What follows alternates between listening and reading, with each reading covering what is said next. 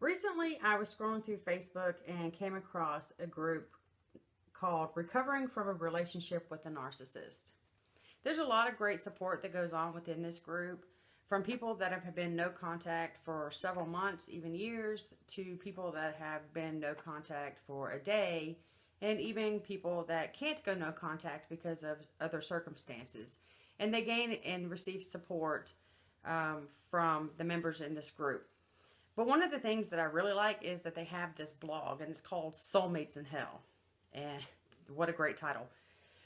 There's a lot of great information in this blog. And one of the things that I came across was the ugly truths about a narcissist. And it's funny how a narcissist thinks and they see themselves as a person that is kind, loving, and caring, and isn't all about themselves. And when we begin to detach and become unenmeshed, we begin to see these ugly truths about them.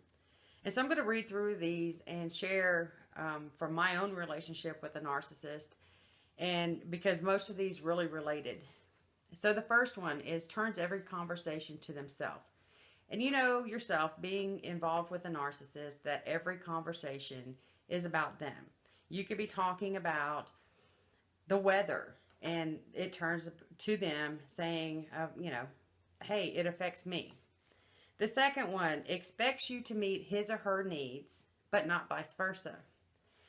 And so, like in my relationship, I was expected to make sure that all his needs were met. And I was supposed to know what he was feeling at any given moment. But yet, when I needed something, I was always told that, I needed to wait, or I could do it myself, or things of that nature. And I'm sure many of you can relate to that. Is oblivious to the impact of his negative comments on you. Now, me, having grown up with a narcissist parent, had already a low self-esteem. And so when my ex would comment on my body type, my appearance, it hit right to my core. Because I was already self-conscious about the way that I looked because of circumstances that had happened in my childhood. And so those comments, and it didn't even faze him that it had an impact. 4, constantly criticizes or berates you and knows what is best for you and tells you what you should or should not feel. I remember being told, you shouldn't feel that way, I don't know how many times. I would have a feeling about something in general, and he was like, you don't have a reason to feel that way. You should be mad, or you should be glad, or whatever it is that he needed me to feel to make him feel okay. The next one is focuses on blaming you or others instead of taking responsibility for their own behavior. Now this one, I did this because of you, or I did this because of whatever, fill in the blank. And I'm sure that many of you out there have dealt with a narcissist know that they don't take responsibility because they can't handle it. 6, expects you to anticipate their every need. This was a classic because I was supposed to know, like I said before, at any given moment, what he wanted, what he expected. If he needed his laundry done, if he needed clothes taken to the cleaners, whatever it was, I was already expected to know and supposed to be a mind reader. Is highly absorbed in their own hobbies, interests, to the point of ignoring you and your children. I am so familiar with this one because he would get on the computer and we would have plans to go do something and time to leave, and he was like, well, I'll be done in a minute, and we never ended up going. Just recently, when we were trying to work our relationship out, he had come to visit, and we had plans to go to a movie, and he was on the computer chatting with another woman, so I found out later that we missed the movie. And so he was so absorbed in that just time got away, and I came to remind him, and he was oblivious to it. Constantly seeks to be the center of attention.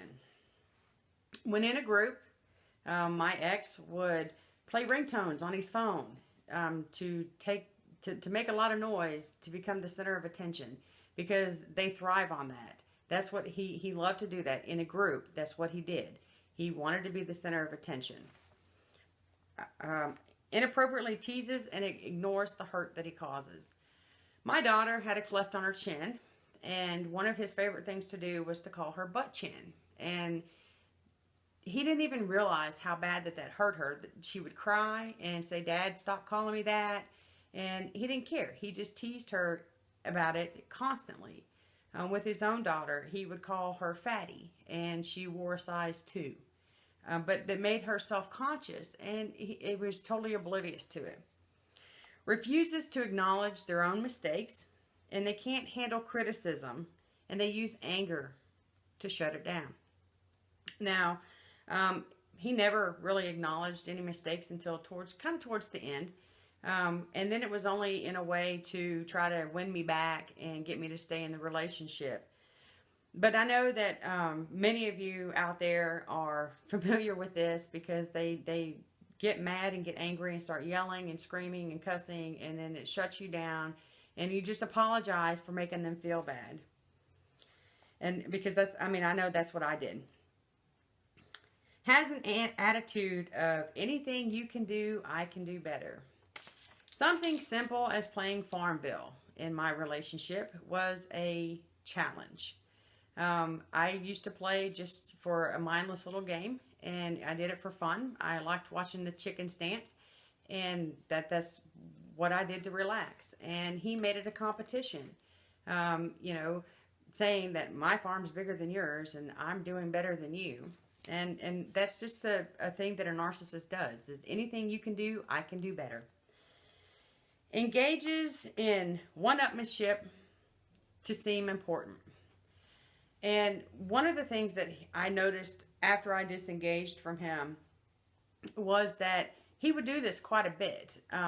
Somebody would do something, or the kids or I would do something, and he had to go and do it even better, to show us that what we did wasn't even good enough. Acts in a seductive or flirtatious manner, and pours on the charm when in public. This was classic. He would sit there and in public would be like the most attentive person to me. Everybody loved him. Everybody thought he was a nice guy. And really in private, I was devalued. I was criticized. But outside, everybody thought he was a fantastic guy, for the most part. Expects to be admired. May use false modesty to fish for compliments. Now, he did like to be admired. He liked his ego stroked. And he would fish for compliments. Something as simple as cutting the grass. He would sit there and say, "Doesn't the grass look good? I did a good job, didn't I?" And things of that nature. Thinks he has to have the latest or the biggest and the best. Every time a new phone came out, he went and got one, because he had to have the latest and greatest. He had to have the best of everything. New things come out, new toys, new gadgets. That was his thing. He enjoyed it, and he had to have the best. When he came to visit me, he didn't like the fact that I just had basic cable. And so he pretty much, he did manipulate me into saying, "Hey, you need to go and upgrade because what you have is crap." And, so I did. I did, because I thought we were working it out. And now it's I don't even use it. I don't watch TV, but I have it because I gave in rather than argue. So it was like he has to have the biggest and the best, even when he was at my house visiting. Is very status oriented. This is very true.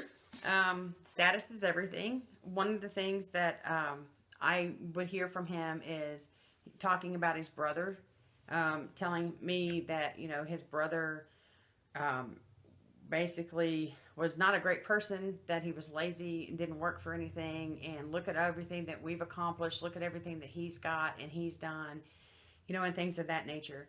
And it was a very status, because he thought that, you know, he would be loved more by his parents the more things that he had, the more things that he gathered. And it was, what he didn't realize is that it was all materialistic, and it doesn't really mean anything. It doesn't tell you what kind of a person that you are. No sense of gratitude, but rather thinks that you owe them. So you do something nice, you don't get thanked. That's expected of you, you know. One of the things that once I began to gather my senses and start to detach from him was that I quit doing his laundry. You know, because it was all taken for granted. First I would do the laundry, but I wouldn't put it away for him like I used to. And he got mad at me. He would get mad at me because I didn't put his laundry away, because I owed it to him, because he worked hard all day, every day. And, you know, coming out of that, I realized that I was nothing more than his servant. A fake persona acts like the perfect person, husband, father, to gain attention. And again, I touched on this a little bit earlier. In public, he was very attentive. He was very kind. He was very nice. He would walk holding my hand. And to the outside world, and to even members of our family, he was the perfect guy. He was the perfect gentleman. He would open doors, and he was super nice. If only I lived my life in public, it would have been great. Threatens to abandon you if you don't go along with what they want. Lets you know you better cater to sexual fantasies, or they'll find somebody who will. Now, the second part of that, he never threatened. But he did threaten to abandon me if I didn't go along with him. At one point in 2004, I had left the relationship, and he threatened me that he was going to have my daughter taken away from me if I didn't come back to the relationship. And so I did. I catered to him, and I went back. If only I knew then what I know now. I wouldn't probably be in so much pain coming out of this relationship, and just now realizing what the hell I just went through. Sees himself above the rules and doesn't expect to be penalized for not following them. This was a big one. Going through our divorce, there were some circumstances, and he had to move out of the house, had to get a court order, had him moved out of the house. The court order came through, and he said, well, I didn't get it, so I don't have to leave. So, and then he moved 4 houses down from me. And he would constantly show up at my house, even though that there was an order saying that he couldn't stop by my house. He would stop by my house and leave things on my doorstep, leave things on the back door. So he would have been in the yard, on the side of the house, and just to let me know that he was there. And, you know, the rules didn't apply. That the rules weren't supposed to be applicable to him. And this is typical with the narcissist, is that they get away with things constantly over and over and over again. And so therefore the rules don't apply. So they think. Because later on I ended up having to get a restraining order. And the rules then didn't apply. Because he fought that restraining order and thought that he could still contact me through other people. You know, but the restraining order is upheld. And now I have luckily been no contact for 5 months. Shames your feelings, and calls you overly sensitive or touchy if you express your feelings. And this is also very, very typical. For me in my situation, I would say that I didn't particularly care for something, and he would just say, you know, you're just being reactive, or you're being touchy, or you're just overly sensitive. And I heard those words over and over and over and over again. And I mean, it's just like they don't understand, and they don't get it. Is unable to see things from any point of view but their own. Again, I've touched on this before. Anything you can do, I can do better. And they don't see anything. They don't take into consideration other people's needs and feelings when doing something, because it's only what they want. And it's always been a one-sided relationship with a narcissist. Wants to control what you do and say. Tries to micromanage you. This was typical for the past 15 years of my life. I had to answer to him why I made the decisions that I made, why I did the, and why I said the things that I said, then would belittle me and tell me that there was no way that I could come up with that. Even at one point in time, I was dealing with one of our tenants in our rental house, and he basically, right there in front of the tenant, told me to shut up. I didn't know what I was talking about, you know. And he would say, you know, things like, you don't spend enough time with me, and you need to spend more time with me. Other things are more important. And it was in an effort to control and manipulate my time. 24, attempts to make you feel stupid, helpless, and inept when you try to do things on your own. Again, this goes back to, you know, you can't make decisions on your own. You need to check with me first. I don't know who told you to do that, but they're stupid. You need to do it my way. Has poor insight. The next one has shallow emotions and interests. And with the narcissist, their emotions are very shallow. They don't, you know, they're not this empathetic people like we are, who get sucked into these relationships from our own childhood wounds. And so we're susceptible to that. But they prey on that from us. They exploit others with lies and manipulations. So this is kind of referred to also as the whole flying monkey thing. And they're really good at this, because what happens is they get people on the outside and they tell them these stories. Like, one of the things that he would do with me was that he would tell people, you know, because of my past mental illnesses, that, you know, he stuck with me and he didn't have to, and I was so mistreating of him. When in all actuality, it was him that was very mistreating of me. Uses emotional blackmail to get what they want. Now here, one of the things that he did was, he would threaten me. He would, at one point, he said that he would take the medicine that I was taking and scattered it amongst the floor like chicken feed, and call the ambulance and told him that I'd overdosed, because it was a manipulation tactic to get me to do what he wanted me to do. And so I acquiesced, and I did it because I knew that if I didn't go along with what he wanted me to do, that he was going to follow through with what he said.